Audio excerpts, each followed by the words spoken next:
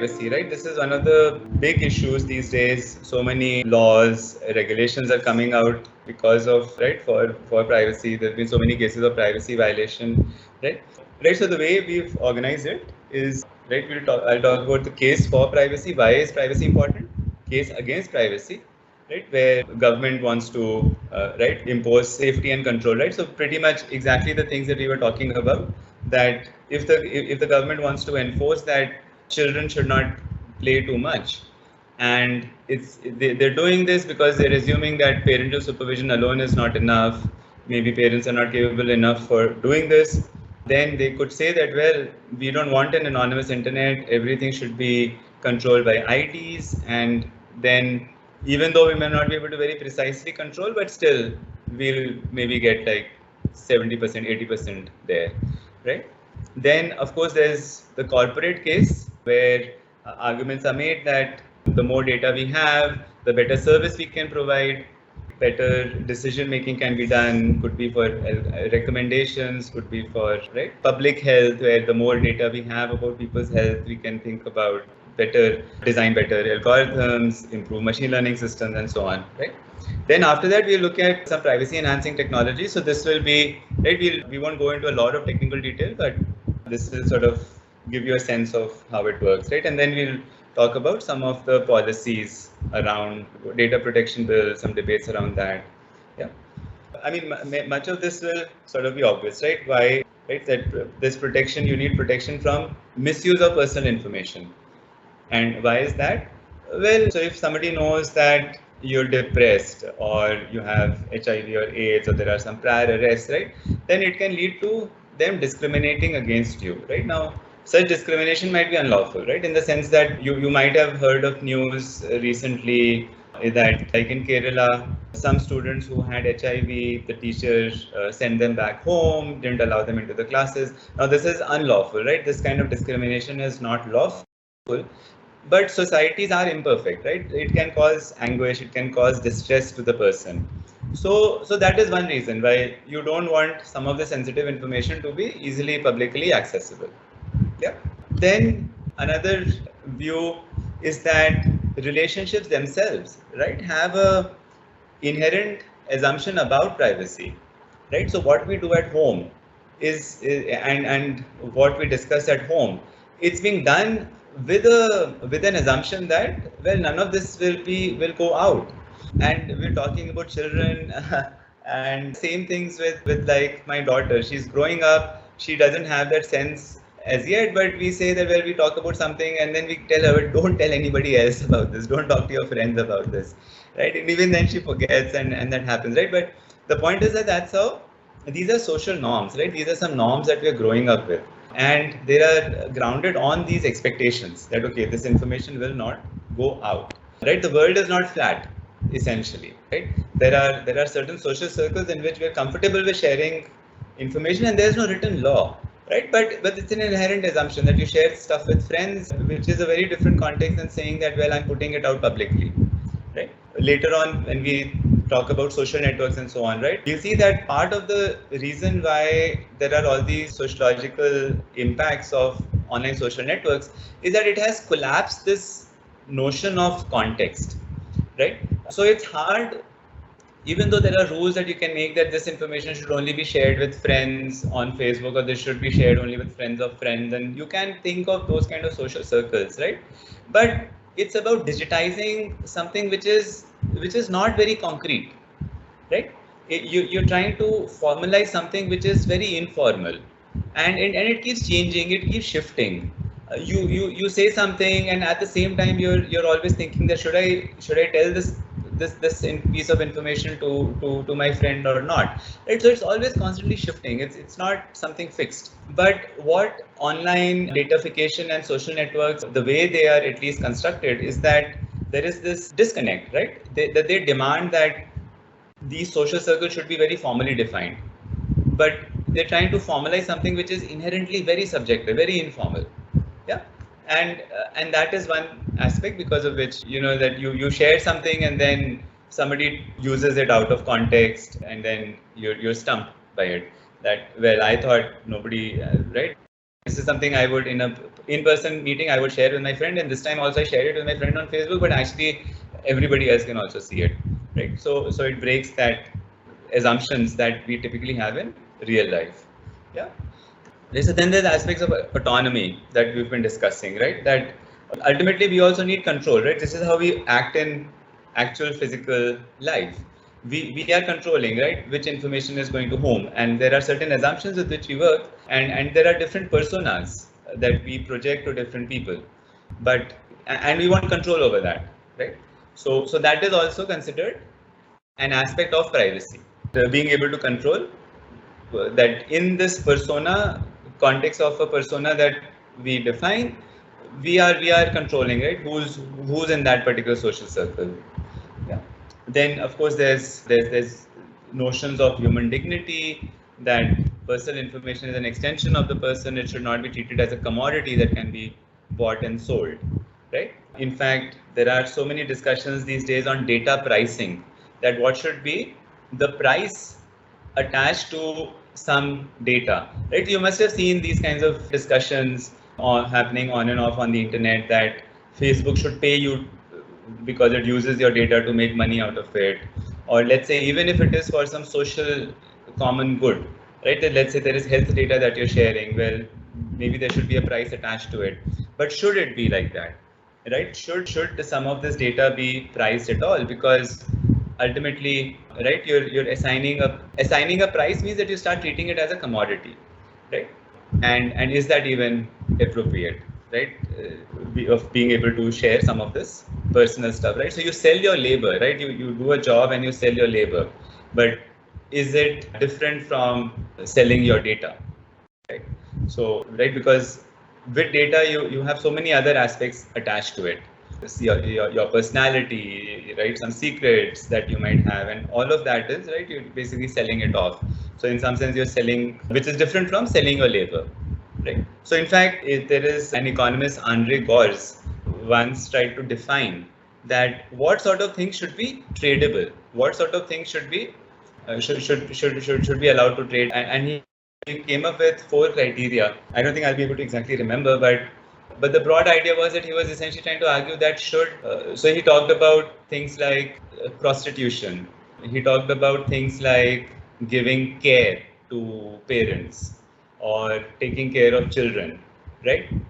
And then he talked about manual labor, right, or mental labor that you sell for price. And then the question was that which of these should be tradable, right? Manual labor we know is tradable. I mean, we trade it, right, every day, right? But is prostitution, should it be done or not, right? Or should you take money for taking care of your parents or taking care of your child, right? So I think he tried to define it in the sense that you should be able to attach a particular value to the amount of time you're spending to it. And somebody should be willing to buy it. It should be tradable in a public sphere, right? So I think that was one of the main points, that the commodity should be tradable in a public sphere, and that then leads to questions, right? That would you indulge in prostitution in public? Because you won't do that, so therefore he was saying that this is something that should not be considered as a tradable commodity, right? Same for taking care of parents and so on, because there are certain social norms attached to it, and if you're trading it for money, then it impacts how you perceive your parents and your relationships, right? So it's in a similar way, right, that much of the data that we're talking about, right, personal data, should it really be tradable or not, right? And that is also something which we discuss under privacy. Yeah. Right. Then there's, if the data is accessible, it also leads to trivialization, right? So we've seen, right, how trivialization is typically, right, used in politics all the time. Rahul Gandhi, Trump, right? So much, right? Things are right. Things are frivolized, and that sort of destroys also the seriousness of the dialogue, right? So there's also these kinds of aspects, that certain private information about important people, for example, could actually destroy the public discourse, Then there's democracy, right? Harm towards democracy, right? So this is one of the most important arguments that we'll see day in, day out, right? One of you also just mentioned it, right? So the point is that surveillance by the government, I can say that, well, in certain contexts, surveillance should be done, right? Could be for like limiting children's access to games, or for national security, to track terrorism, and so on. But many times the more surveillance you have, so in the news again, this comes out day in, day out. We had the Pegasus thing recently, that if you know that you're being surveilled, it will have a chilling effect. What does that mean? Right? It means that you will be reserved in sharing information, in discussing your thoughts, in airing your views. And that is something which is actually vital for democracy, right? Because like we've discussed in the earlier classes, democracy basically gets its relevance, its vitality, because there is discourse, because there is discussion, right? It is through discussion that you understand what are problems that, let's say, some minority group might be facing, right? If for whatever reason the minority groups are scared of sharing information, of scared of talking about their problems, then you don't really have a functional democracy, right? Then it becomes more like just using democracy, just becomes that you have elections and so on, but people are not really learning from each other. You're not really discovering where are you going wrong, and trying to fix that. So that is one reason why, again, feeling comfortable that you can share what you're thinking, without the fear that somebody is listening, without the fear that you can be surveilled and then even reprimanded for it, right? That becomes very important for democracy. Yeah. So Weston was one of the prominent theorists for privacy, right? So he said that just as a social balance favoring discourse and surveillance over privacy is necessary for totalitarian systems, right, to control populations, right? So a balance that ensures strong citadels of individual and group privacy and limits both disclosure and surveillance is a prerequisite for liberal democratic societies. Democratic society relies on publicity as a control over government, right? So people can actually impose a control on government, on laws, right? And on privacy as a shield for group and individual life. Yeah. Yeah. This is also what, so you would know about Edward Snowden, right? I hope everybody is aware. There's also a very nice documentary, even a movie actually on Netflix on Snowden's issue. So, right, that's something you could try watching if you're on Netflix and stuff. It will be a quick and entertaining learning on sort of what happened, right? So the whole, right? So what Snowden basically did was that he got to know that the National Security Agency in the United States was working with private companies, and they were able to track individuals, right? Individuals' online behavior, and gather a lot of information. And this was not known to people, right? So his point was that in a democratic society, if people are not informed, if people don't even know that this is going on, then how can they even debate about it, right? So democracy is about discussion and debate, so that people can discuss, people can debate, they can make sure that, well, if something, if such surveillance is being done, it should be done under certain conditions only, right? But the point was that this was not discussed with the people. People didn't even know that this was being done, right? So that was his objection, and that's why he says that he's a whistleblower, right? And he leaked this information, right? But and in fact, so now he's not allowed in the United States, right? He stays in Russia, and he does, right? He's a public speaker and so on, and he makes his living in that way, right? But he maintains that, right, this was not a leak. He was acting more like a whistleblower, right? And then once these sudden revelations came out, right, then after that, now US has much stronger laws on surveillance, right? That you can only surveil somebody only after seeking permission from a judge, right? So any wiretapping that you might want to do, right? Earlier it was sort of like a free for all. Intelligence agencies could do that without even asking anybody, but now they need to get permission before they can access anybody's personal information. Yeah. So that was another big outcomes after Snowden's revelations came out. Yeah. Right. So what's the case against this? Right. Case against, like we've discussed, that governments do need personal information at times to govern effectively, right? So privacy is not absolute, right? That governments need, but there's also violations of individual rights. So it needs to be more finely balanced, right? Right. So like we were saying that there are arguments against privacy that is needed for national security, to counter terrorism, for example, or to improve efficiency. That the more data you have, you can improve artificial intelligence, machine learning, algorithms, and so on. Good for entrepreneurship because it leads to innovation. Once there's more data and so on, it leads to improvements in AI, new applications, and so on, right? So that's the argument sort of against privacy. Yeah. So there's yet another interesting view that came out that was brought about by Julie Cohen, right? That so we've seen that privacy is important. So that is privacy is important for democracy because you can share information, you can dissent, and that leads to eventually better policies, more fair legal systems, and so on, right? So Julie Cohen said that it's also important for, in general, even for innovation, because only you will be able to innovate, right? So over here you say that I need data for innovation, but Julie Cohen said that you need privacy even to innovate, even to think about new use cases, because you need that space where you can be innovative, where you can think, and that will not be possible if you don't have strong privacy regulations. So even though you might be arguing that I need less privacy for innovation, it will actually hurt you in the long run because it won't work, right? Plus, the second thing she said was that privacy is also very hard to pin down, because so something like what we were discussing, that it constantly changes, it is constantly evolving, so it is very hard to pin down, and therefore this subjectivity is used in the social sciences as a word which is the opposite of objectivity. Objectivity meaning that you can define something. Subjectivity, and so you can subject it as you can view it as an object, and you can define it.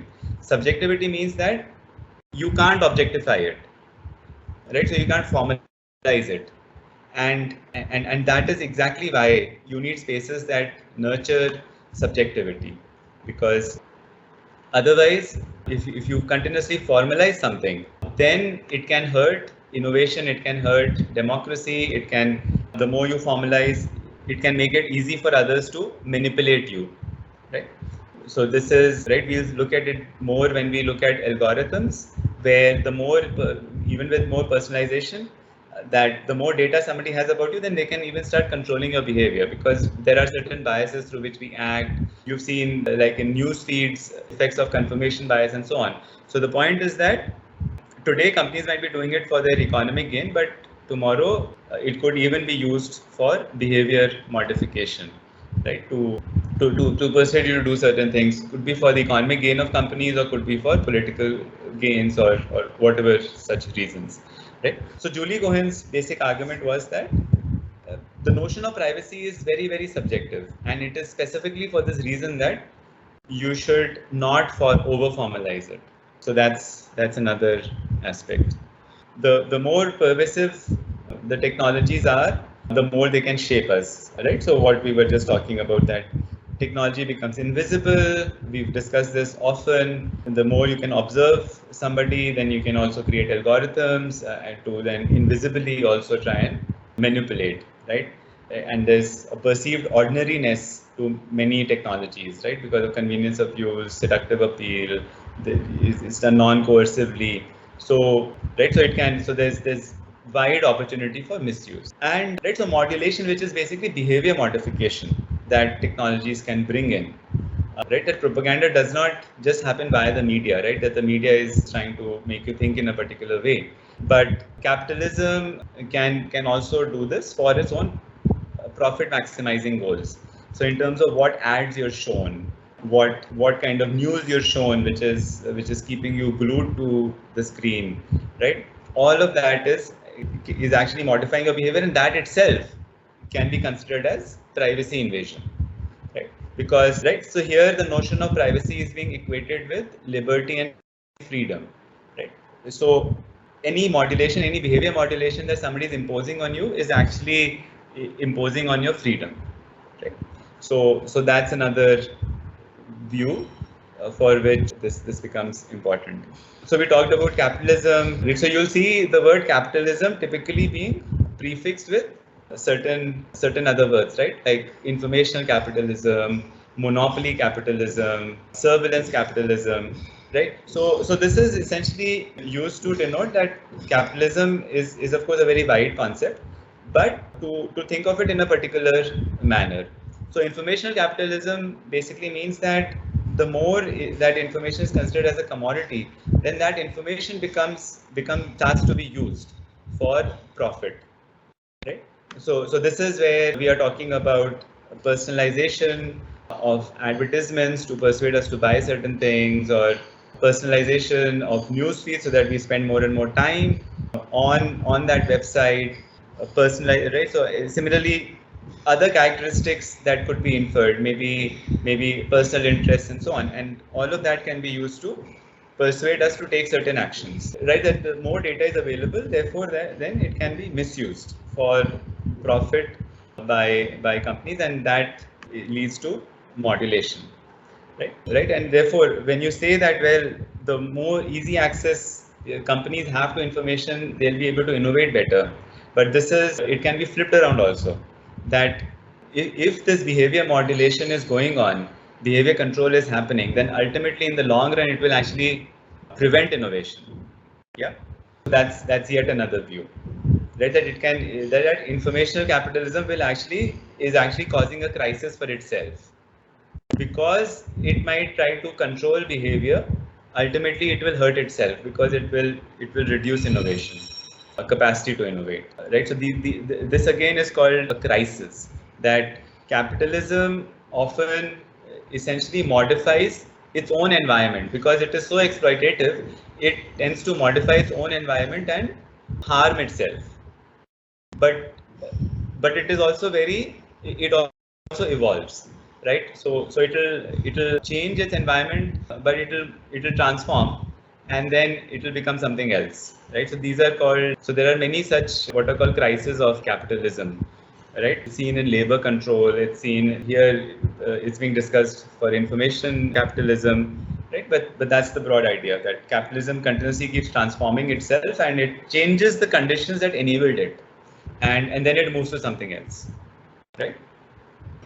Right. So there's more views. One other interesting view is that there is such a lot of talk about surveillance, and why surveillance by the government is bad, right? So this also shifts the focus away from surveillance by companies, which is done for profit sake, right? So activists and everybody might start talking about why surveillance by the government is bad, and it will shift their attention. They will focus less on the problems of surveillance companies, surveillance by corporates, right? So that's another way in which, let's say, the media might talk a lot about Pegasus and so on, but it might shift your attention away from problems of surveillance by companies, which is done for profit maximization. Right. So the point is that you need to create spaces for privacy to thrive. And right, so going by what Julie Cohen was saying, that it should not be over formalized. We should not try to over formalize notions of privacy, because it's not possible. The more you formalize, the more it will get exploited. If you formalize, it will get exploited by capitalism, it will get exploited by governments. But it is essentially this informal, this subjective view of privacy that needs to be preserved. Right? So it says that it needs to be gap-ridden and incomplete. Only then can it work in a better way, right? So you can see that we've talked about several aspects, right? That one is that we want to think about privacy as having control over private spaces, right? Where we talk about, who we talk to, and being able to control our communication. And this comes from arguments of autonomy, freedom, democracy, right? Good for innovation, right? That only once we have access to such private spaces, and which we need because of autonomy, freedom, and good for democracy and innovation, then it's going to be better, right? Then another view is over data ownership and sharing, right? That what aspects of our self, of our personal self or personality should actually be transformed into data and then shared with others. because it leads to transformation of social norms, it leads to transformation of subjective notions of privacy. There's also arguments about human dignity, right? That which of our personal descriptions should even be codified and then allowed to be traded, but which things should we not? And then how is all of this data used, right? So this is where it leads to arguments of misuse, right? So I think these are some the three key aspects with which all of the stuff we've discussed about privacy, you can normally relate to it in terms of these three aspects: that what is our control over private spaces, what is the control over our data and what data is shared, and control over how this data is used.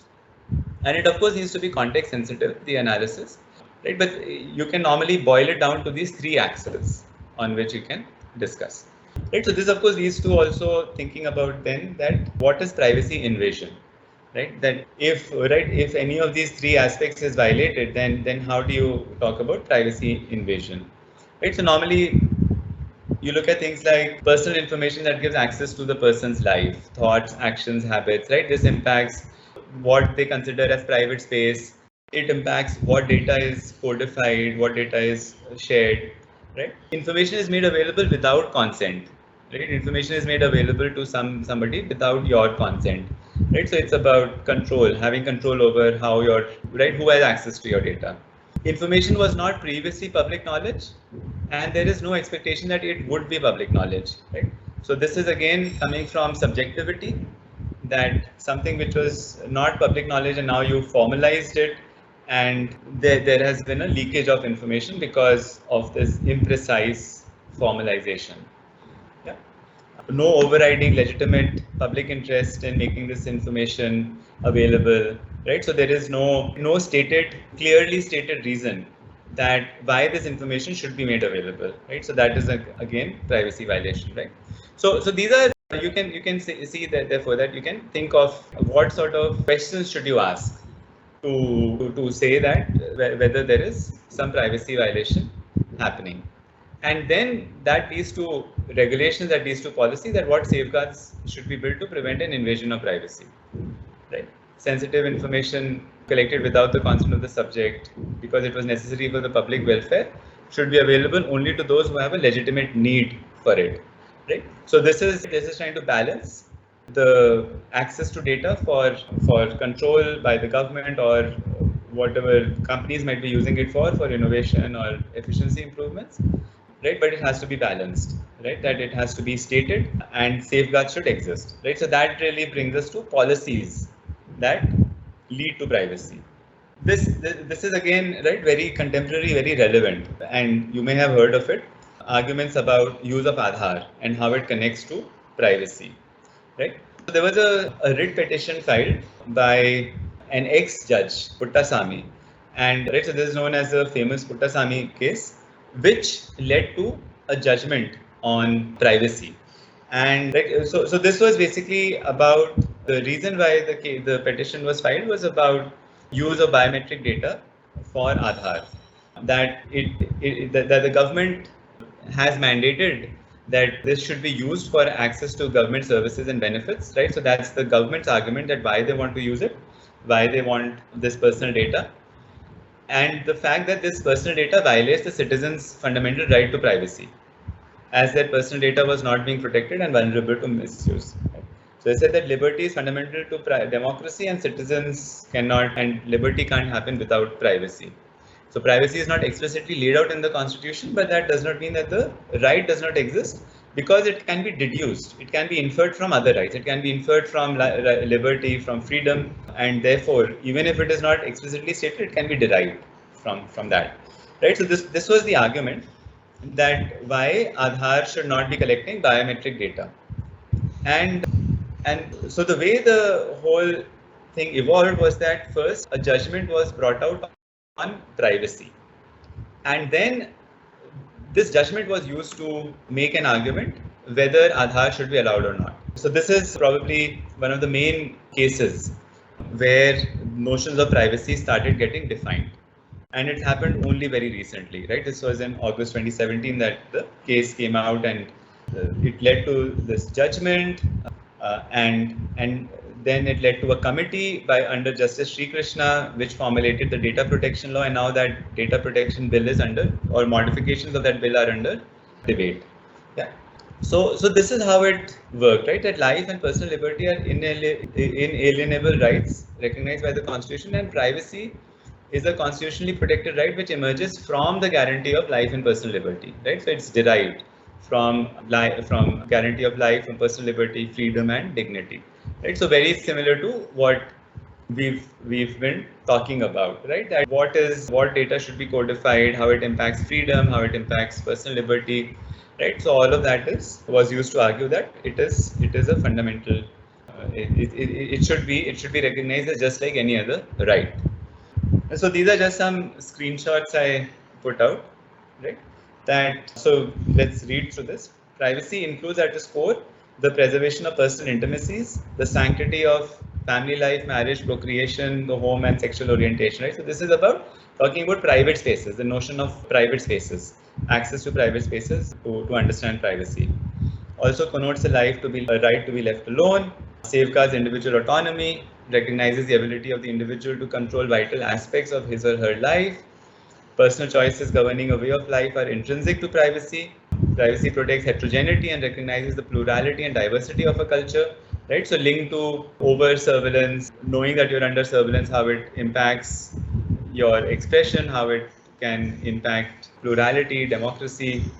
While the legitimate expectation of privacy may vary from the intimate zone to the private zone, and from the private to public arenas, it is important to underscore that privacy is not lost or surrendered merely because the individual is in a public place, right? So again, not to be taken for granted that just because I said something in a public space, it can be treated as public, right? Because I might have said it in a public space with some assumptions, other people knowing about it, learning about it, right? So an argument which is often used on social networks is that nothing is private, right? Well, you chose what you want to share publicly, so it is public information, anybody can use it, right? So it's saying that, well, that's not the case, right?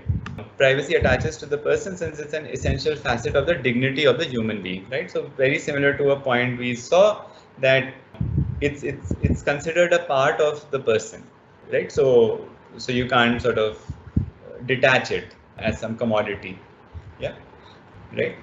Then, like other rights which form part of fundamental freedoms, including the right to life and personal liberty, privacy is not an absolute right, okay? Yeah, absolute right means something which cannot be violated ever, right? Fundamental rights are those which are rights by default, but under certain conditions they can be violated, right? So under what conditions? Right? So this is where it says that a law which encroaches upon privacy will have to withstand the touchstone of permissible restrictions on fundamental rights. Right, an invasion of privacy must be justified on the basis of a law which stipulates a procedure which is fair, just, and reasonable. Right. So there needs to be a law, and the procedure needs to be fair. The procedure of how is access to information being given.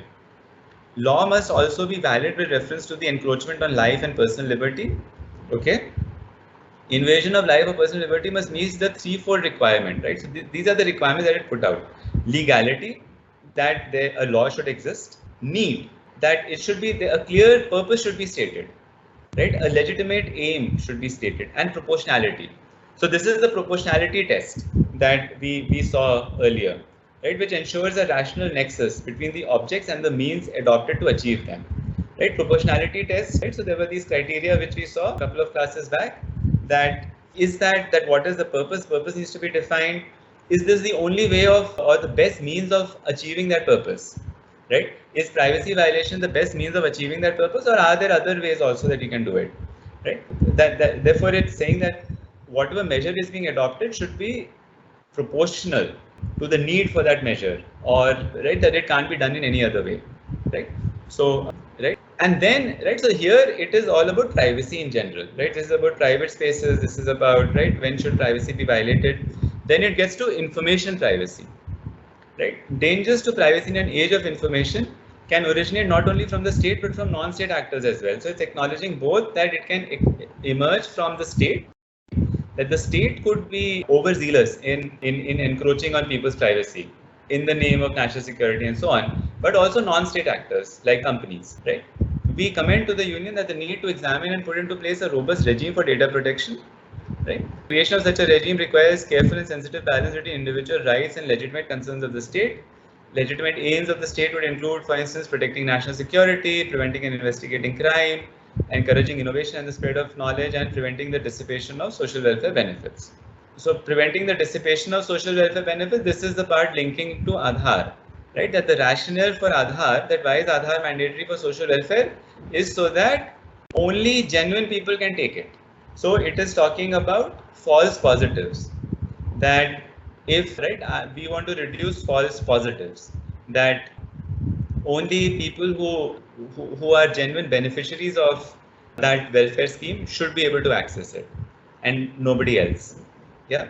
So that's where it's coming from, right? So it doesn't talk about false negatives, which is the other issue, right? Which is the main, one of the big issues with use of Aadhaar. That false negatives meaning that people who actually deserve, they are denied benefits, unfair denial. Yeah. But anyway, we'll come to that later. Yeah. So these are matters of policy to be considered by the union government by designing a carefully structured regime and so on. And it has now constituted a committee called the, right? So this is a famous Sri Krishna committee handled and so on. Right. So this was this use of Aadhaar for social welfare that actually led to this very important judgment about defining privacy. That we can't answer this, that should Aadhaar be used for social welfare and for biometrics and so on, unless we first define what we mean by privacy, right? So this was like a 560 page judgment that came out. Then it was applied, right? It was applied by the Supreme Court that, okay, that now based on this judgment, what can we say? And this was where the Supreme Court used the proportionality test, and actually the Supreme Court allowed, right? So as we know, Aadhaar is now mandatory for social welfare, right? So the Supreme Court basically argued that, well, it's fine. This is where the bench used the proportionality test, right? That so this is by Justice Sikri, who argued that Aadhaar should be used, right? That the court repeatedly insisting benefits should reach the most deserving and should not get frittered midway, right? So minimize false positives. We are of the opinion that the purpose of the Aadhaar Act is to achieve the stated objective. So, right? So the purpose that the Aadhaar Act is saying, that purpose is what, right, is legitimate. Court is convinced that it is aimed at a proper purpose, which is of sufficient importance, right? So the purpose part of the proportionality test, that it should be a clearly defined purpose. No doubt there are many other modes by which a person can be identified. However, certain categories of people, particularly those living in abject poverty who are illiterate, will not be in a position to get other modes like PAN card, passport, etc. Right? So again, Aadhaar biometric is appropriate because less literate people and those who are poor, they may not have means of any other identification. Here, they just have to give the biometric and that's it. They don't need OTPs, they don't need PAN cards or other documents and so on. Manner in which malpractices have been committed in the past leaves us to hold that apart from the system of unique identity and authentication, there is no alternate measure, right? With lesser degree of limitation which can achieve the same purpose, right? So this was, you're seeing the use of the proportionality test, that it's a clearly defined purpose and the purpose cannot be achieved by, so they're justifying that this purpose cannot be achieved in any other way. Yeah.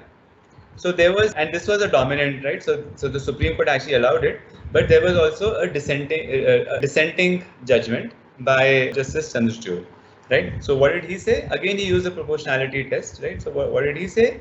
That Aadhaar treats every citizen as a potential criminal without even requiring the state to draw a reasonable belief that the citizen might be perpetrating a crime or an identity fraud. Right. So the point about reducing false positives is basically fundamentally challenging that itself. That reducing false positives is actually, it's the starting point is it is treating the person as a criminal, right? So criminal until you prove otherwise, right? So that's wrong, right? That's the first thing he said, that this should not be the basis. When the state is not required to have a reasonable belief and judicial determination to this effect, a program like Aadhaar, which infringes on the justifiable expectation of privacy, is completely disproportionate to the objective sought to be achieved by the state. Yeah, right. Fundamentally, is questioning the objective of the state itself. That you can't say that on the basis of identity you cannot deny. Right. That's what essentially he's saying. Yeah. object of the state is to ensure that the benefit which is offered are availed by genuine students who are entitled to them. This legitimate aim can be fulfilled by adopting less intrusive measures, as opposed to the mandatory enforcement of the Aadhaar scheme as the sole repository of information. State has failed to demonstrate that the less intrusive measure other than biometric authentication will not subserve its purposes. So this is pretty much contradictory, right? So on the one hand, Justice Sikri is saying that there's no other thing. Chandrachud is saying that, well, there is something that can be done. So it doesn't help, right? So it doesn't help the argument because, I mean, they've not really resolved it, whether it's important or not, right? So I think, and Professor Subhashish Banerjee is actually one of the leading authorities on all of this, and he'll have many more things to say, right? But I mean, other arguments could also have been made, right? But you can now see, right, how the proportionality test is being applied to discuss that can it be done through other means or not. And you can, yeah, I mean, whether the justification is correct or not, that is arguable, but that's one part. And second is about questioning the objective itself. That should is this notion of minimizing false positives through an identity authentication, identity verification. Is that even something which should be done? Yeah. Is it even correct to treat somebody as a criminal until they're able to prove otherwise? Because that's effectively what this is saying. Yeah. So now, of course, after that, the Personal Data Protection Bill came out, and this, so even Justice Sri Krishna says that this is actually a very watered down version of the original bill that they had submitted. So here there are certain exemptions that the central government can exempt any of its agencies from the act in the interest of the security of the state, public order, sovereignty and integrity, for preventing incitement of cognizable offense, and then other things like prevention, investigation or prosecution of any offense, personal or domestic, and for journalist purposes and so on. So there are a list of exemptions which are given for which permission needs to be sought, right? So in some sense that's good that that this permission needs to be sought before any of this can be done. But then I think the permission is not needed from any legal authority. I think it is more of a certain departments can unilaterally initiate this access. Right? And then there is this point about non-personal data, that access to non-personal data doesn't need any permission. Made direct data fiduciaries. Data fiduciaries are like companies which are holding on to data, or government departments which are holding on to data, right? That they can provide this data to other government departments if they need it for any of these purposes. They can provide non-personal data, anonymized personal data. Right? So again, right? So something interesting would be that once this bill does come out, to see how it compares with GDPR or how it compares with the bill in China, and to try and evaluate. Right? I'm sure we'll see a lot of analysis of that happening. Right? But yeah, I mean, the reason why this is important is because it's actually a very contemporary example which is showing, right, how this whole notion of public interest over private rights, and which are all arising from theories of ethics that we've seen, how it is actually translated into law, right? That certain situations arise, like use of Aadhaar, like digitization and availability of data, which then demands that new laws need to be created, new regulations need to be imposed.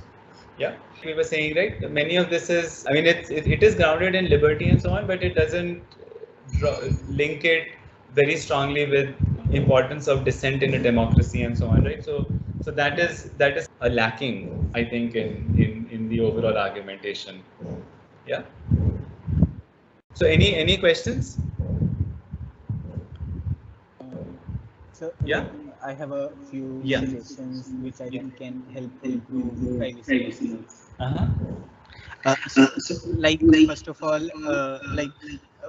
instead of giving most governments make the argument that they need to inspect citizens' data to prevent terrorism. So like instead of directly allowing persons to check whether access their citizen dataship, like we should develop a type of artificial intelligence which can go through the records and like which can directly flag if some kind of activity is detected. So like otherwise the data will be encrypted and nobody will have access to it unless a flag or something is raised.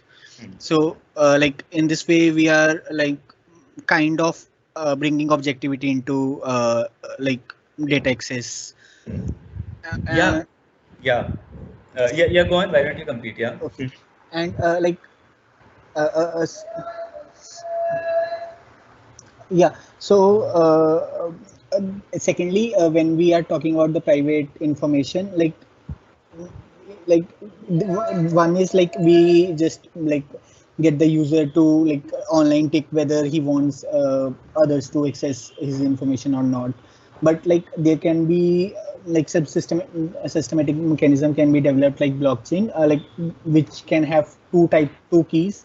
One is with the agency or the government, and other is with the user. So every time somebody data need to be used, like the person can be directly asked to approve it, and like the data will be only stored in that like secure repository, uh, and should directly be used by that, like no unless the user provides access to the use of that data, like it should not be used. Yeah, no, very good. So that's actually one of the main arguments, right? So we'll also discuss that, right? So we look at some basic, we'll do an overview of some of these privacy enhancing techniques like k-anonymity, like differential privacy, different technologies for private communication, right? So essentially what you're saying is that there are these technologies which do exist. There are these methods which do exist through which access can be defined, that what information should be accessed by whom, right? So then you can potentially say that, okay, I define the purpose precisely, I define the pipeline through which I will use this information, and then technologies, systems, protocols can be built which ensure that the information will be diverged only for that particular pipeline, right? And this will also, there are provable guarantees that this will not result in leakage of any personal information for any other purpose. Yeah. So right. So now all of that can possibly be done. Matlab, it's there are many unknowns and many research problems, but potentially if we want to do it, we will look at some of these examples in the next class, right? That a lot does exist already through which you can try and build this mechanism that, okay, once you've defined that, okay, I need to use this information for this purpose, then technologically you can guarantee that the information is used only for that purpose. Yeah. And it doesn't leak information or something, right? So that is what is technologically feasible, right? But then also compare to what does the policy look like? Yeah. So the policy is not technological at all in any way. Yeah. So we'll next time we look at GDPR, right? Or let's say this PDP bill, right? So the PDP bill nowhere, I mean, is it actually talking about what technology should be used or what solution should be used to guarantee, right? It's more about, okay, you need something, then you get permission and you'll have access to the data, and then you can do whatever you want with it, right? So there's no technological guarantees that are being imposed, right? Similarly, we look at things like in the industry, how has this policy evolved, right? So essentially it is informed consent, right? That you're asked, you say I agree to the terms of service, or you say I agree to accept cookies and so on, and that's it, right? So just because you have informed, you've been informed, then your data can be used accordingly, right? But again, there's no technical guarantee that your data will be used just for that purpose. It's just that that a law has been defined that if somehow you are able to prove that your data was used for some other purpose, then you can basically sue the company, right? So that is the way the law is architected. Law is, so it's not, and the way the regulations are architected, right? So the regulations are not imposing any particular technological guarantees. They are just saying that, well, this thing should be done, this thing should not be done, and then the onus is on you. If you can prove otherwise, then you can sue the company, or right, you can talk about misuse of data, but there are no technological guarantees that have been imposed. And same is, so next time we look at some of this, but same is the case with GDPR. Yeah. That GDPR talks about various regulations, various things. There are certain essential principles also that OECD countries have defined, like on limited collection, data minimization, use limitation, and so on, right? Openness, right? Lots of things, right? But still, there is no part about how can any of this be ensured technologically. So that is actually one of the biggest problems, right? One of the biggest issues with the whole privacy debate, that the way the legal mechanisms have evolved, they haven't specified, right? How will any of these, they've made a lot of recommendations. They've gone to the extent of, right, defining what should be done, what should not be done. But ensuring that it is being done like that is not possible, right? So actually it's similar to what we started today's class with, right? About feasibility of enforcement. So here is the question is about feasibility of enforcing, feasibility about detecting misuse. Yeah. So that's one of the big problems actually. Yeah. So any right? Any other thoughts? So also like in the HTTPS browser, like we cannot send password unencoded, like it does not allow it to send. So like similarly, like government can put into regulations and protocols that does not allow personal information to be like sent to be stored unencoded. So like this can be a further step like towards ensuring user anonymity. No, that is true. But again, the point is, how do you enforce, right? So when we look at GDPR, so GDPR, for example, it says that pseudonymization is necessary for any data that you store. A company should also maintain logs of data processing activities, right? So logs should be maintained that whatever data you have stored, how has it been used? There should be notifications for any data breaches and so on. So it's there, right? It's been put into place. But the question is that how do you ensure that it's being enforced? Yeah. Today, the only mechanism is that somebody can file a case that with proof that, see, this is how my data was misused, or this is how my data has been leaked. And then somebody can, right, there are these data protection agencies empaneled by the government who can then check whether the companies were complying with this or not, right? But still, there's no like a particular technology that has been mandated that companies should use this particular data storage system, or companies or whoever, right, should submit some auditable information that they are complying with these rules. So it is very you can say that it is reactive essentially, that the law is in place and therefore if somebody checks you should be prepared, but still there's no mechanisms in place which can give some provable guarantees that you are doing what you claim you're doing. So that's, now some of that is actually feasible, right? But that's where the gap is currently. Yeah.